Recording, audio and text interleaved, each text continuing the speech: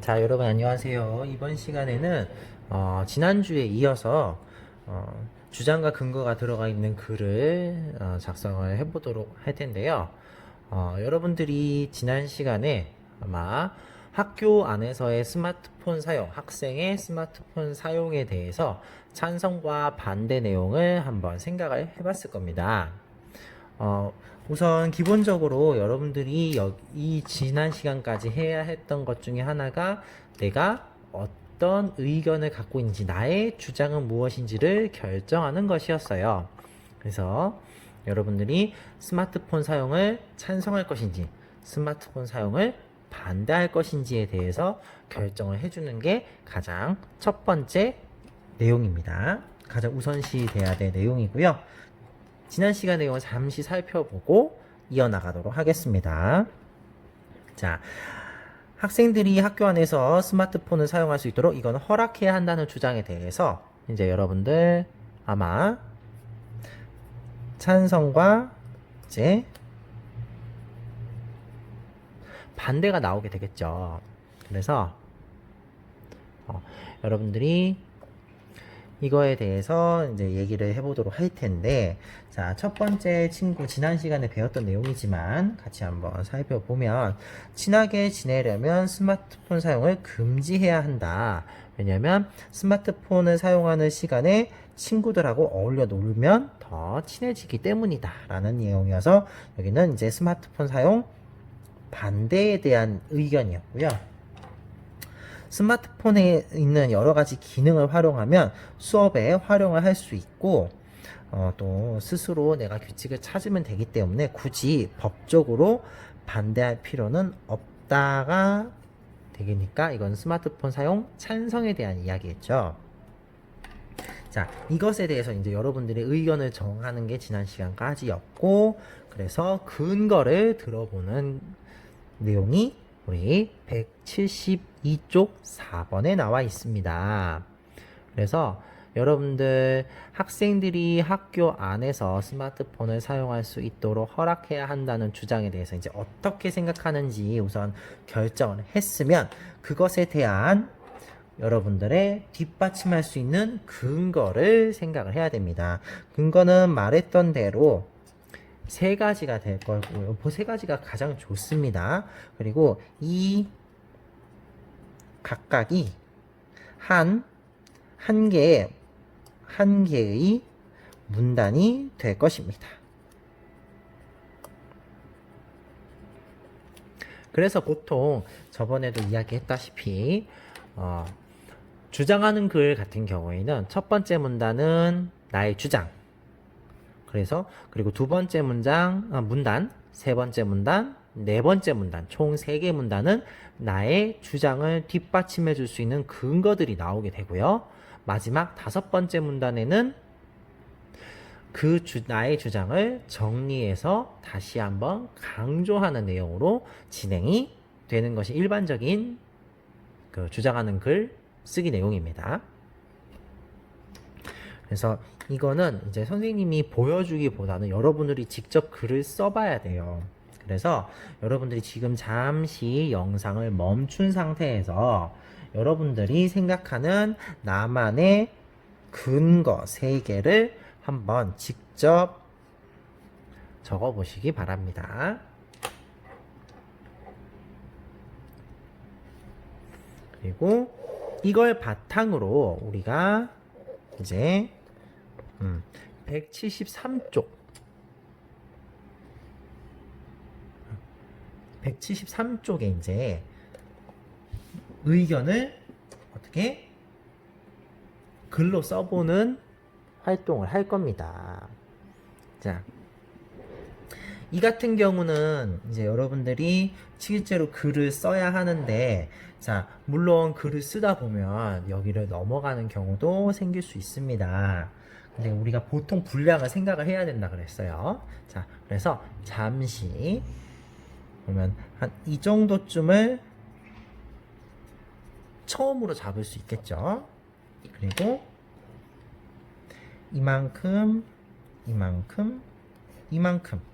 잡고 마지막에 한 이 정도를 정리를 한다고 했을 때, 자, 말했던 대로 처음은 이 부분에는 나의 주장, 의견이 제시되는 게 가장 좋습니다. 예를 들면 이런 것이죠. 저는 학교 안 학생의 스마트폰 사용을 찬성합니다. 이렇게 했을 때 이제 그거에 대한 근거, 이유가 있겠죠. 그래서 아까 여러분들이 172쪽 잠시 영상을 멈추고 썼던 그 근거 1에 대한 내용, 그리고 근거 2에 대한 내용, 그리고 마지막으로 근거 3에 대한 내용이 쭉 나올 거예요. 이것도 조금 더 구체적으로 쓰는 방법을 알아보면 근거 1을 쓰겠죠. 그런 다음에 이 근거 1을 중심 내용으로 이 뒤는 뒷받침 문장들이 나오게 될 거예요. 즉 누구의? 이 근거 1에. 그래서 우리 실제로 앞에 글에서 봤던 것 중에 제일 많이 썼던 방법이 바로 예를 들면 또는 만약에 이러이러 한다면, 이런 식으로 특정 상황을 가정해서 이런 일이 있을 때 이런 문제가 생기기 때문에 허락을 해야 한다 또는 반대해야 한다, 이런 내용으로 진행이 된단 말이죠. 이런 식으로 여러분들이 근거 1, 2, 3 문단을 적어주면 되겠습니다. 그 다음 맨 마지막은 이제 위에 내용을 간단하게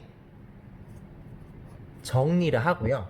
그 다음 나의 주장을 다시 한번 재강조하는 것으로 보통 글을 마무리 짓습니다.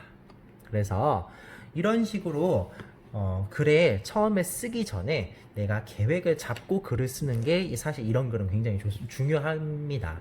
처음이 너무 길어져 버리고요. 근거 한 줄, 두 줄, 세 줄, 그리고 갑자기 끝에 내용 많아지면 사실 이 부분이 제일 중요하거든요.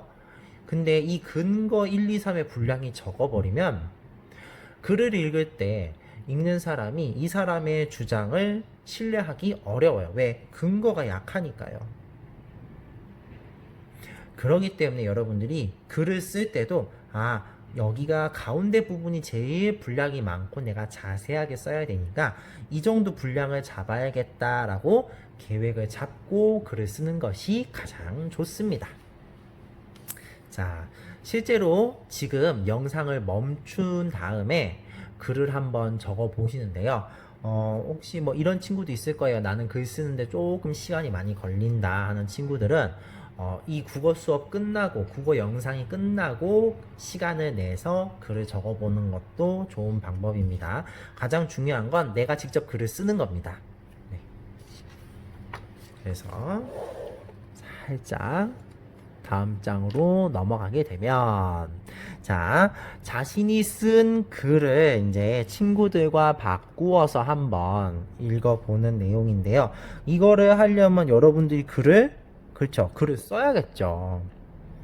근데 저번 시간에도 봤던, 주장하는 글을 볼 때 가장 중요하게 생각하는 세 가지, 주장과의 관련성, 설득력 있게 해주니, 알맞은 낱말은 썼니, 이게 주장하는 글을 잘 썼는지 확인하는 세 가지 핵심 포인트라 그랬죠. 그래서 여러분들이 다른 친구의 글을 쓰기 전에 내 글도 이렇게 다시 한번 확인해 보는 것도 좋은 방법입니다. 유명한 작가들이 책 한 번 쓰고 끝 이렇게 하지 않거든요. 여러 번 고칩니다. 마찬가지로 우리가 글을 쓸 때도 내 글을 한 번 다 썼다고 끝 이렇게 할 게 아니라 여러 번 읽어보고 이런 체크리스트를 활용을 해서 내 글이 정말 잘 쓰여진 건지 확인하는 작업이 반드시 필요합니다. 그리고 친구가 나중에 이제 학교에 돌아가서 글을 읽은 다음에 친구가 어떤 점에서 글을 잘 썼는지 한번 칭찬해 보는 것도 좋겠고요. 내 자신이 쓴 글에서 여러 가지로 해석되는 낱말을 찾고 그 낱말의 여러 가지 뜻을 써봅시다. 저번에도 말했던 동음이어, 다이어 이런 것들이죠. 이건 여러분들이 직접 글을 써보지 않으면 역시 6번 활동도 하기가 어렵습니다. 그래서 직접 써본 다음에 내가 내 글을 다시 읽어보면서 이런 낱말이 있는지 확인을 해보고 그 낱말의 뜻이 무엇인지 한번 찾아보도록 하겠습니다. 그래서 이제 옆으로 살짝 넘어오시면 이제 이런 내용이 있는데요. 이제 지난 2번 5단원에서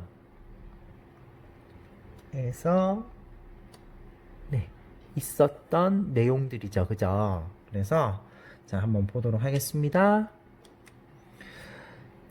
제시한 근거는 주장과 그렇죠. 관련이 있는가? 굉장히 중요한 내용이라고 했습니다. 그리고 주장을 더욱 어떻게? 그렇죠. 설득력 있게 해주는가? 그리고 근거에 알맞은 그렇죠. 낱말을 사용했는가를 확인하는 게 중요하다고 했습니다. 그래서 여기까지 해서 우리 5단원 주장하는 글과 관련된 내용들을 살펴보았습니다. 다시 한번 강조하지만 지금 이 시간에 공부한 내용은 글을 직접 써보는 게 가장 중요합니다. 그래서 여러분 한번 써보시고 2주 후 등교한 다음에 친구들하고 글을 나눠 보도록 하세요. 그럼 이번 시간은 여기까지 하도록 하겠습니다.